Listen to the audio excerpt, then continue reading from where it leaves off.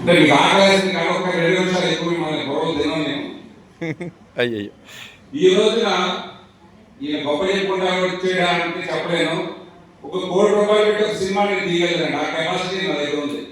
₹1 కోటి ఖర్చు పెట్టి ఒక చిన్న సినిమా తీయాలి కెపాసిటీ నా దగ్గర ఉంది.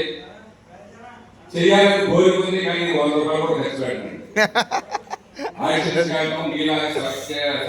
అలా ఉన్నాయి కానీ ఆటోలకి క్యాబ్లు నా కాలేజ్ వస్తాను కానీ ఒక ₹1000 కూడా నేను ఎక్స్ట్రా ఖర్చు పెట్టను.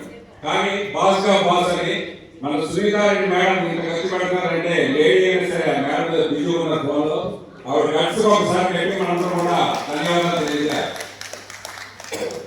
ఇన్ని డబ్బులున్న నేనే ముందుకు రావట్లేదు కానీ ఒక లేడీ ఎంతో కష్టపడి ఇంట్లో మనకు తెలుసు ఆడవాళ్ళు పనిచేయాలంటే ఎన్ని ఇబ్బందులు ఉంటాయో అన్ని కూడా ఎదుర్కొని కళాకారులకి ఒక ప్లాట్ఫామ్ ఏర్పాటు చేయాలని ఆవిడ చేసే హృదయపూర్వక ధన్యవాదాలు తెలియజేస్తున్నాను. అలాగే ఒక చిన్నది అయిపోయింది. ఈ బాస్ అనే చిన్న క్లారిటీ టైప్ మన పాప్ టైప్ సాంగ్ రాస్తారు అదేనండి. బాస్ కాదండి ఇది ఒరిజినల్, ఈ కాదండి డూప్లికేట్, ఇది ఒరిజినల్, ముందు అవుతుంది వైరల్, ఇక్కడ ఎవరు లేరండి పబ్లిక్ స్టార్, ఇక్కడికి వచ్చాక అవుతారు సూపర్ స్టార్స్. రాజమౌళి లేడు, బాహుబలి లేడు, రామ్ చరణ్ లేడు, తారక్ లేడు, అయినా అవుతుంది సూపర్ హిట్ షో. చిరాకులు ఉంటాయి, పరాకులు ఉంటాయి, కన్నీళ్లు పెట్టించే కథలు ఉంటాయి.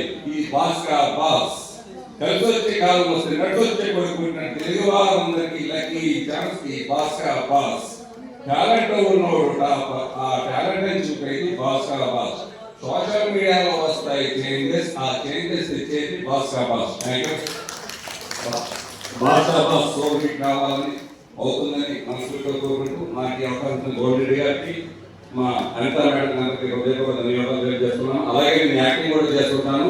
కాకపోతే డైరెక్టర్ గారు రిపేర్ కాబట్టి నేను చెప్పాలని డైలాగ్ చెప్పలేకపోతున్నాను. ఓకే, థ్యాంక్ యూ అన్న.